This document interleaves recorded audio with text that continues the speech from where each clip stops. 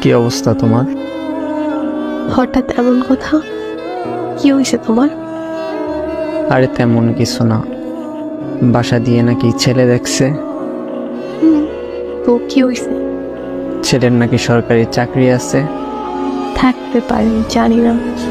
ও আচ্ছা। তুমি এত কিছু কিভাবে জানলে? তোমার কাজিন বলছে। ও আচ্ছা, এইসব খবর ও ভালো রাখে। তোমার পরিবার তো মনে হয় রাজি। কি করবে এখন? আমাদের সম্পর্ক কি এখানেই সমাপ্তি? এই শোন, বিয়ে আমি করব, আমার পরিবার না। আর তোর এত কিছু কে ভাবতে বলছে?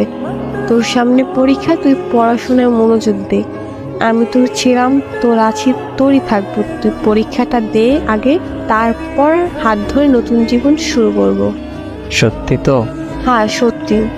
তোর হাত ধরছি কি অন্য কারো হয়ে যাবো এই জন্য নাকি? শেষ অবধি তোর সাথে থাকবো, এটা মাথায় রাখ। পড়তে যা এখন।